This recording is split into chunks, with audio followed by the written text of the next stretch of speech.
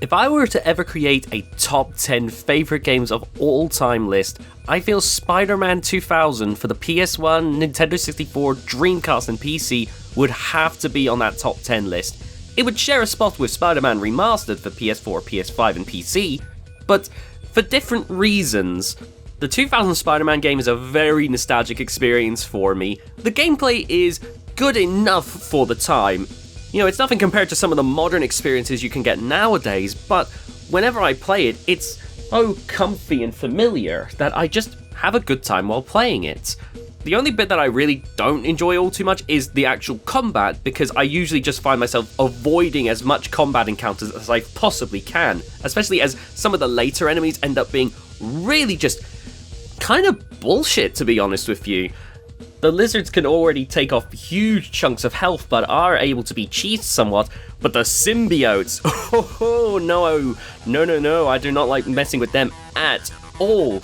I avoid them every chance I get, because they have so much health, they are big damage sponges, and can rip away your health in an instant. I have far less problems, however, with the boss fights. Each boss fight has a different gimmick to it. With Rhino, you have all these different things that you can send Rhino into as you try to bait him into running into like these electrical things, into the walls, into exploding barrels. With Scorpion, you throw everything in the office at him to deal massive damage.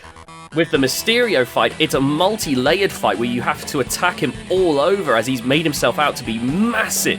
5'11" versus 6 foot over here. The Doc Ock fight can be a little bit tedious, as you have to kind of wait for these little switches to appear, and once you flick them all off, then you can beat Doc Ock up. But it's a good endurance test as you try to avoid taking damage for as long as you can. And then there's the Carnage fight, where, in my opinion, taking damage is almost a necessity to be able to bait Carnage in and then knock it into the bubble. You bait Carnage in, grab a health pickup, and smack them into this fire and sonic wave bubble. There's obviously more, like the Monster Rock fight, which you don't even fight. That's probably the wrong word to use. You actually just run away from Monster Rock. And it's honestly a thrilling bit of chase, especially for younger me, because Monster Rock is always right behind you. Like, they did a great job at having the rubber banding such that Monster Rock is always on your case, making it so that you always feel like you just got by the skin of your teeth. The game is such that I've played the game over and over and over again, playing it on every format that I can. I'd call the Nintendo 64 version the weakest because it has no cutscenes, instead using slideshows, which, given that most of the cutscenes seem to be using borderline in-game graphics, I feel totally could have been done on the Nintendo 64, but there we are. The PS1 version is my personal favourite, but I'd say that if you were looking for the definitive experience, if you can get the mod to stop the PC version from running too fast, then that is the version to go for, in my opinion. Though the Dreamcast version isn't too shabby either.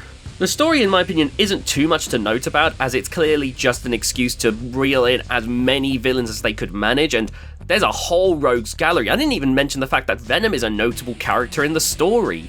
Basically, Spider-Man gets framed for stealing Dr. Octavius' tech. Because of that, Eddie Brock becomes Venom, thinking that Spider-Man screwed him over and whatnot. It's just crazy, really. And the symbiotes and Carnage and Monster Rock all happen because Doc Ock's ultimate plan is to control the symbiotes for world domination. It's all largely in service of making sure that each level has a different landscape to it and different scenarios going on. One level you'll be running over to the Daily Bugle to help J. Jonah Jameson, and the next you're running for your life as this police copter is shooting enough missiles to wipe even the US military budget at you, and dodging sniper fire, which the sniper fire is also pretty easy to cheese once you know what's going on. The only level that I really hate in this game is the elevator one, because the symbiotes are absolutely great at wiping out your health, and so you need to have the best reflexes. You need to have the route down to a science when you go to hit those switches to get out of there.